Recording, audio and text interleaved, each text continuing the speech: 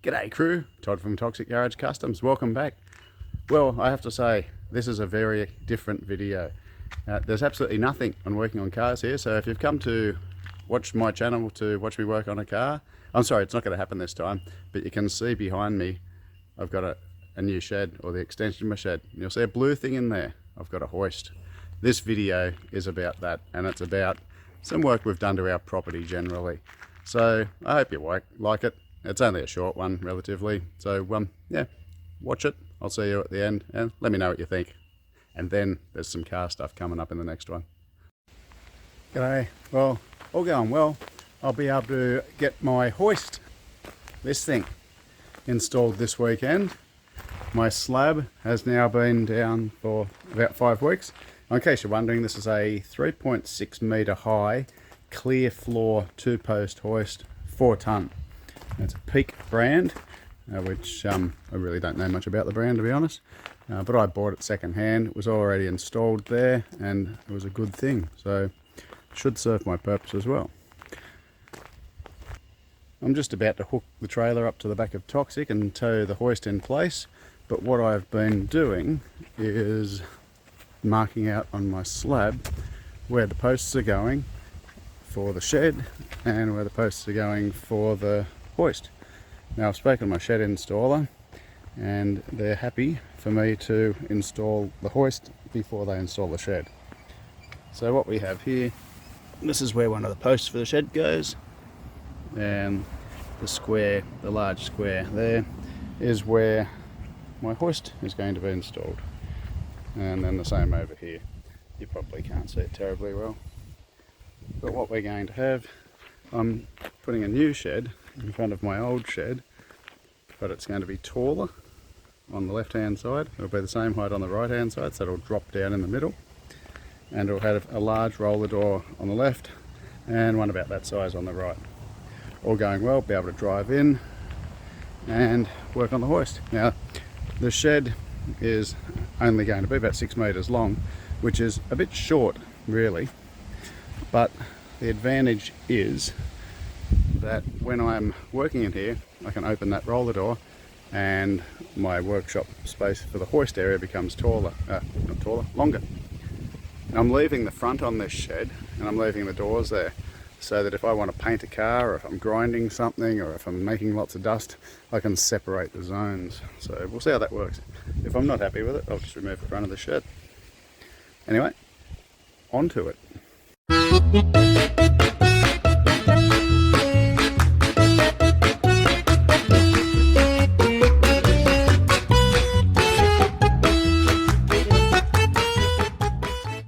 My poor old trailer, it's been sitting there for months with the hoist in the back of it, and it's got about half a tonne of sandstone in it as well.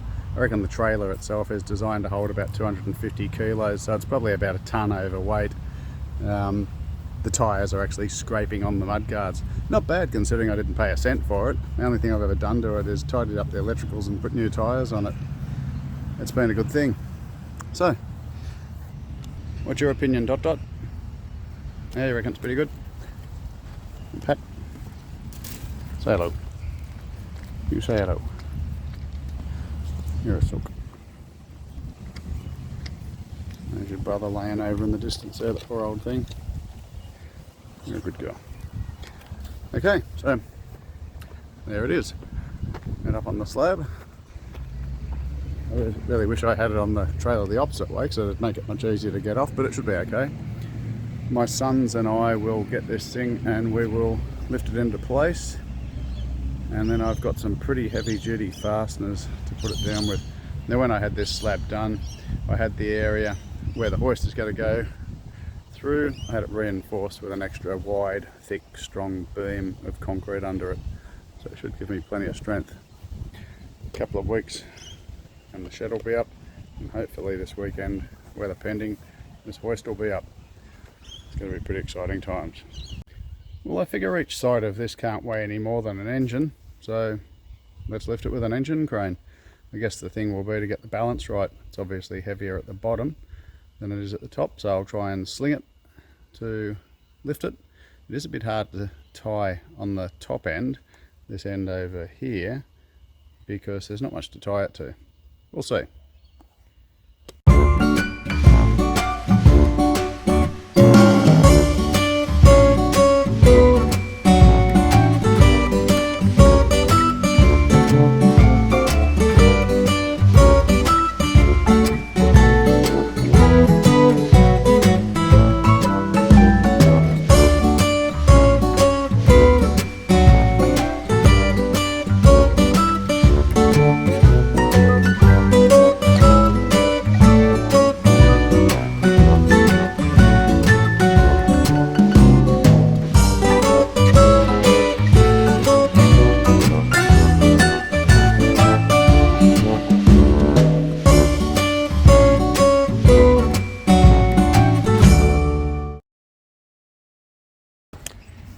And I guess that's why you don't stand below things when you're jacking them up. That 2.5 ton ratchet strap just broke. So yeah, there's that. Oh well, get another one. See how we go with two 2.5 ton straps. Should be twice as strong, you would think.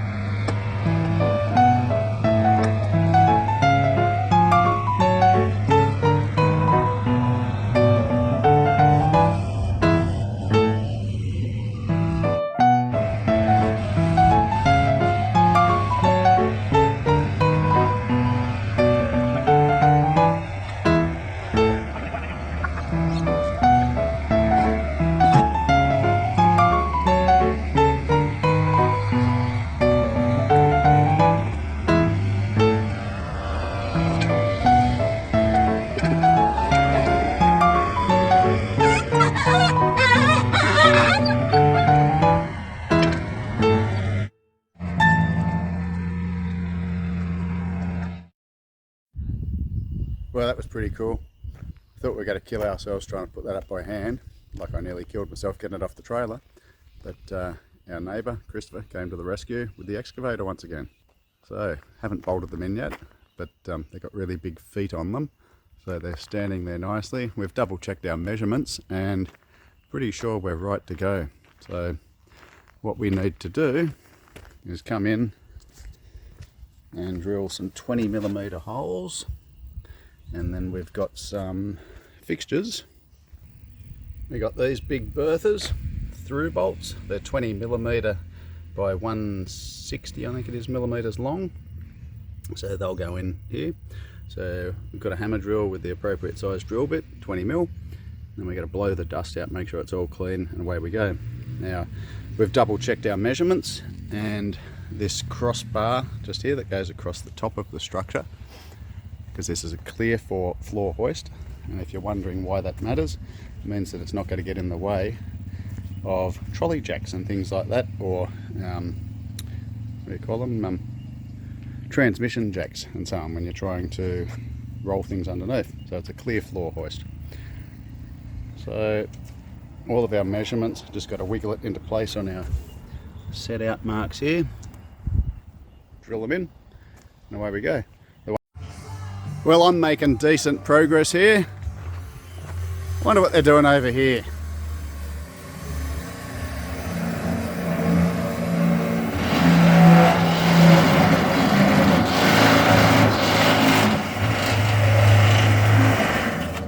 How many people does it take to drill a hole? One. Depends how smart they are. So what are we doing, Dee? We're building a fire pit so we can burn off stuff. Okay, and you're using Step bit. the step drill? Given up on this thing. Yeah, Yeah. given up on the air. Okay, so we were using the hydraulic hole press, or punch through press, or whatever it's called, which makes these beautiful holes. But they decided to step drill is easier. It takes 5 times longer. Yep, but gee, it makes a nice hole. Okay, so we're going to burn stuff later. Sorry, environment. Not much Sorry, later. atmosphere. About. Well, we're looking pretty good. Sam's in the director's chair here, making sure I do everything right. Got this post bolted in. It's actually all tight. It's not plumb. In other words, it's got to lean one way and it's also got to lean another way. That's okay, I'm going to sort that out later. So I'm going to put some washers underneath the bottom of the post. I could use builder's wedges or packers, which are plastic, but I'd prefer something metallic. So I'll get some big washers and just pop them underneath to level it up. And it's only a mil or two here or there, so that's not much at all. It's like a 16th or a 32nd or something like that.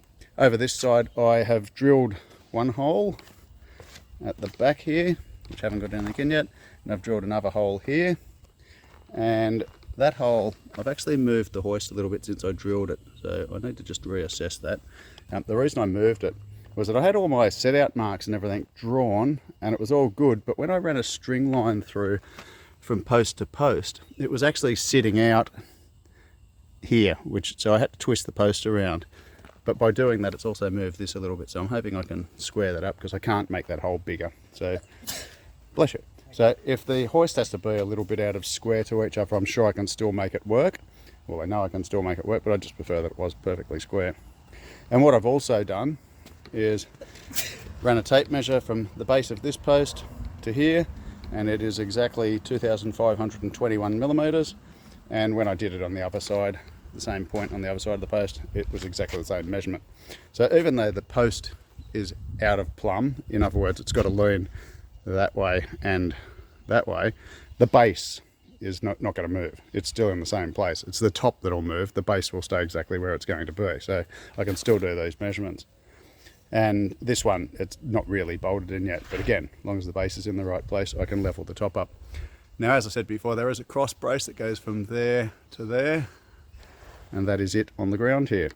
Sam and I did some on-ground measurements with my set out before, and it was pretty much millimetre perfect that it was going to line up. So fingers crossed that that continues the theme there. Look at this day. Look at that. Look at that sky, will you?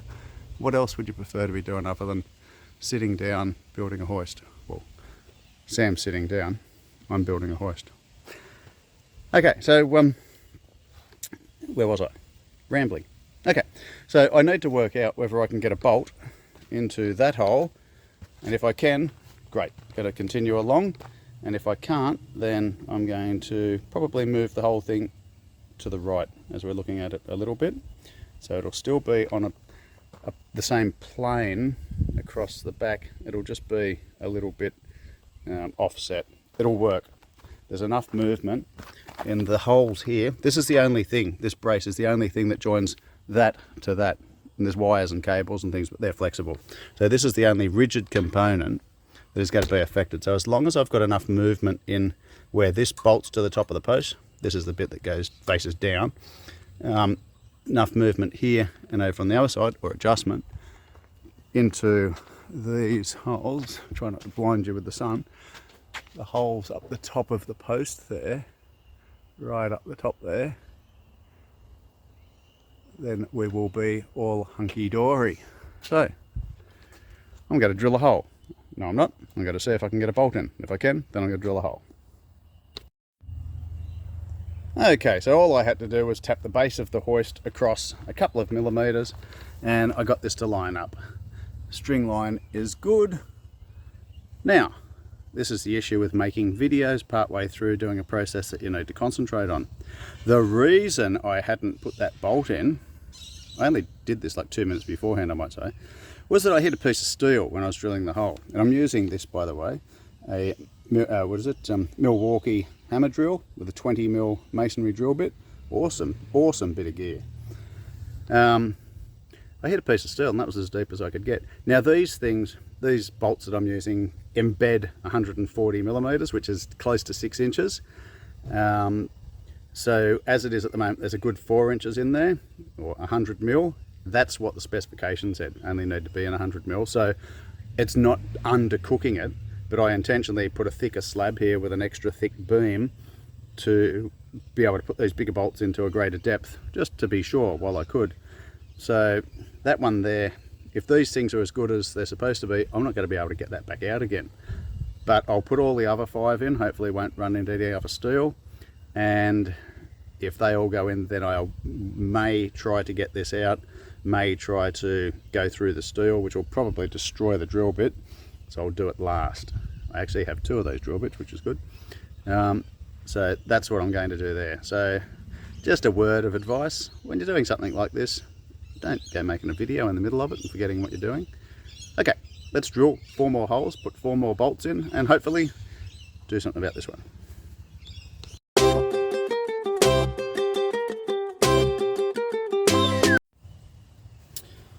Bummer, same thing. So once again, I'm trying to get it so that this bolt, I can sink it right the way in the hole to this washer so that when I tighten it up, it can pull up and you end up with some thread exposed there. But what happens, this little sleeve here compresses and bites. It's like a Dyna bolt, but better. So that's what I've got. I want full embedment. Luckily it's got a fair bit of thread, because what I can get is that I've hit a piece of steel. So you can see I can get that much of this bolt in. That's plenty, and I'm going to measure that, but I reckon it's about 4 inches. Gives me enough thread for it to be able to pull out and so on. I want to be able to get it in more. I don't want to destroy my drill bits midway through the process. So once again with this, I'm not going to put a bolt in it yet. I'll try, that's my boys riding around on their motorbikes. I will try to drill the other ones and then come back and try and get this one deeper. Let's see how it goes. But the process, what I'm doing, I'm drilling the hole, then I'm vacuuming the dust out and blowing in the hole while I'm vacuuming. Number one, because I don't want to get a face full of dust, because I don't want silicosis, and it cleans it out. And you don't want any dust in here. You want this to be as clean as possible so that this thing doesn't slip. This sleeve expands and bites into the concrete. I don't want this thing to pull out because it could kill me. That's the truth. So want it as clean inside as possible. So blowing the dust out, going up and down, really making sure it's clean. So let's continue.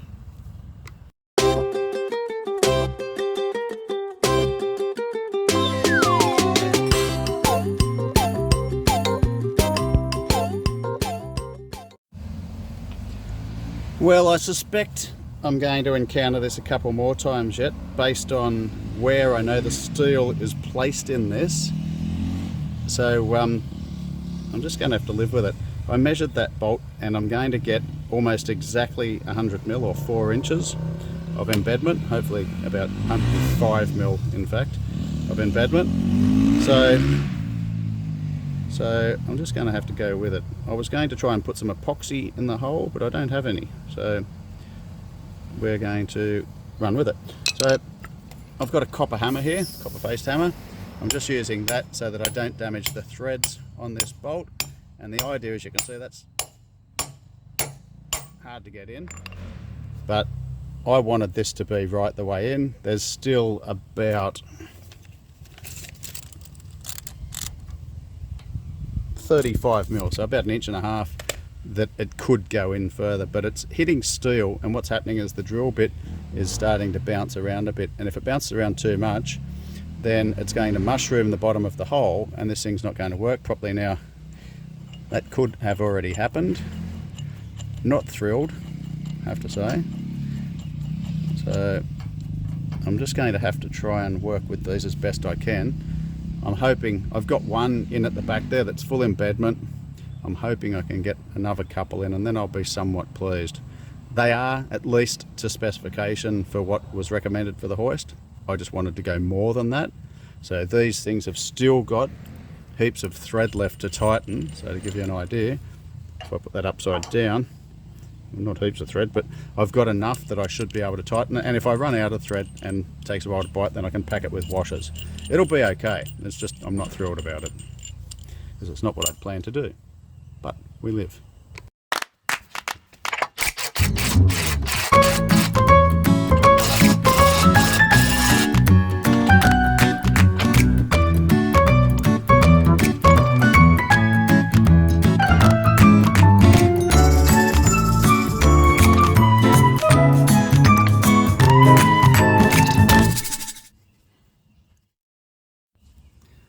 Well, I'm at least happy to say that I managed to get that tight, so that's no drama. So let's have a look at how much pulled out. These started off at 160 mil long. There's about 40 mil pulled out. There's about 20 mil above the plate. So we've got about 100 mil embedment. I can live with that. Ah, how's life treating you? Pretty tough here. Everyone's struggling. Dirt bike's been having a bit of a run. One of the 3 dogs is looking at the food. The other 2 must be locked up. As for the people look like they're alright. How you guys doing? Living the country dream? Nice. Look at this. Little snack. A little snack. What are we snacking? Pumbaa, what are we eating, mate? Well, he's not eating anything, but he'd like to be. Yes. I'm going to have my second brewski in a minute because I need it. Sam and I were covered in hydraulic fluid before because that's what happens when you're doing the big job. And look at this. Well, look at that. Almost finished. Got no power, got no shed, I got a hoist. My boy, actually Josh is driving around in Toxic and Lily is driving around in Clive, Sam's GMC somewhere. Because that's what you do. They were riding the motorbikes around earlier and now they've decided to drive Chev pickup trucks around. Well, I guess it's the country.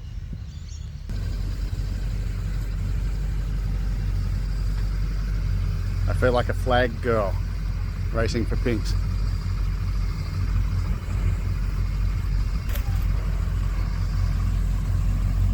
Sam's got the whole lowrider stance going on here.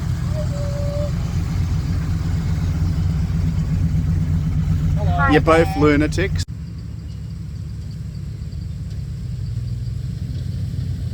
They will stop. Wait for me! Hang on, I want to go.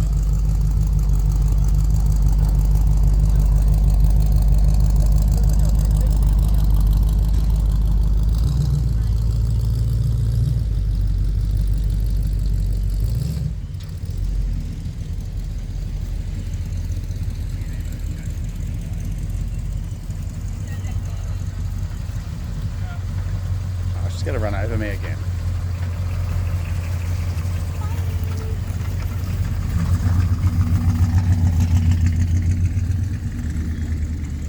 What's going on, guys? Oh really? My shed's been installed. Well, that's pretty cool, isn't it? Guys arrived nice and early this morning, unpacked everything. Not sure how far they'll get today, but I'd say the frame will be up. I'm not sure if they'll get roofing materials and stuff on, but we will see. So if you haven't seen it before, this is what a shed looks like when you first get it. Got my hoist up on the weekend, which you've seen in the video just a little while ago. And the reason being is that that's a big hoist and it's got to be inside my shed. That seems obvious, but it would have been a real difficult job to stand that up after the shed was built. So all going well. By the end of the week, I'll have a shed. Stay tuned. That looks like the first post going up. Woohoo! Well, we're looking pretty good so far. Tight squeeze in here.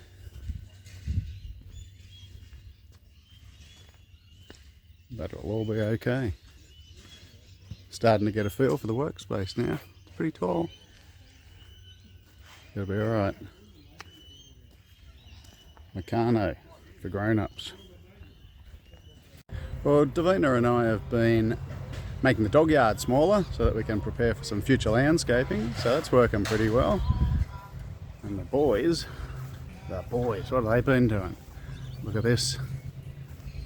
It's looking like a shed. The tin started going up on the side. Oh, look at that, second piece. Starting to look like a shed now, look at that. Beautiful. That hoist's never coming out. Not a bad effort, boys. End of day one. Got 2 walls up. Got the full frame up. Tomorrow they'll have the roller doors up.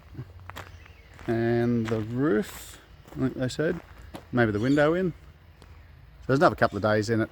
Bit of detailed stuff. There's insulation and stuff to go on the roof. It's looking pretty good. Looking pretty good. It's the best colour match we could get. It is what it is. Got ourselves a shed.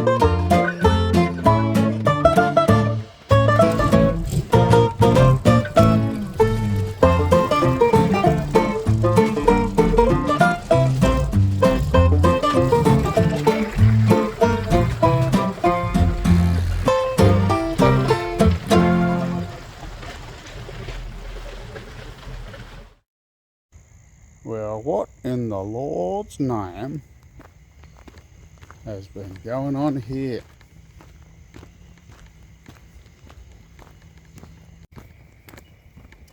Ah, it all becomes clear. The old stump drag down the back paddock trick. Nice work, dear, you did well. Day 2, it's looking pretty good. We've got some issues with the roller door, as in the company sent us motors that aren't compatible with the doors, but anyway, we'll sort that out. Got the cutout for the window in the background there, and they've got the flashing and the track end for a big barn door on the side. I'm actually thinking of not using this to work on cars now. It looks like a good opportunity to set up a bar. We'll see. But it's looking pretty good, isn't it? Just got to colour coordinate the rest of the other shed on the side there. But it's going well. These guys are good, know what they're doing. All systems go. Well, other than waiting for the roofing, as for the doors to be fixed, the shed is all done. I've got to connect the downpipes. And just on cue, the weather decided to put the test. We've got a little bit of water pouring down here at the moment. There was a little bit of hail and now a whole heap of water. Literally about 10 minutes ago, if that, we went for a walk. But look, well, it was like it was only moments ago that this was absolutely saturated and flooded with water. In fact, it was just last night. But it's dried out nicely, and in the background you can see the shed in all its glory. Let's just have a quick look inside. Davina and I have been having a clean up today, so all the leftover materials we're taking to the tip, and some stuff from down the back of the property. Okay, so look at that, eh? Whirlybird's spinning its head off. Got that hoist fitting beautifully. A friend of mine commented that what's the go with 2 late model cars being in the shed. Well, that is true. It'll probably be the last time they're ever in here too. So I have got the doors, but they just don't work. We've got motors and they don't work, so there's a solution hopefully being sorted out. Got those skylight panels. Got to be heaps of room in here, but the idea is to keep this as a pretty clean area. And as I said earlier in the video, I've intentionally left the front on this shed here, which I'm going to decorate in some way. I've left that there so that I have clean zones and dirty zones. So I could be doing anything on the other side of that shed, and anything that's out here won't get dirty. I can stack 2 cars here out of the weather. I can put one over there. I could be doing an oil change, be changing tyres, doing some electrical, whatever. And then in the inside, all sorts of other stuff could be going on. And then with the 80 tonne of fill material that I put in front of my driveway, which all this is going to be landscape, haven't finished it yet, but I've got a nice gentle transition out of here that allows easy entry into here, so if vehicles aren't on wheels. And you've seen in here before, but we can just go straight into this zone. And then I've got another roller door out the back, and I've got another level area out there. And I've got a new whirlybird up there as well. So this is my workshop. Pretty happy about it, I have to say. Ticks many, many boxes. Well, thanks for watching. I hope you enjoyed this. It was very different. As I said, there was no action done on cars here, but there was plenty of action done to do more work on cars later. And this is my new lifestyle, our new lifestyle. So we're just making it all fit. So once again, thanks for joining us. If you like what you're seeing, please like, comment, share and subscribe. And I welcome the comments, there's some great ones. Anyway, take care, be good to each other. See you next time.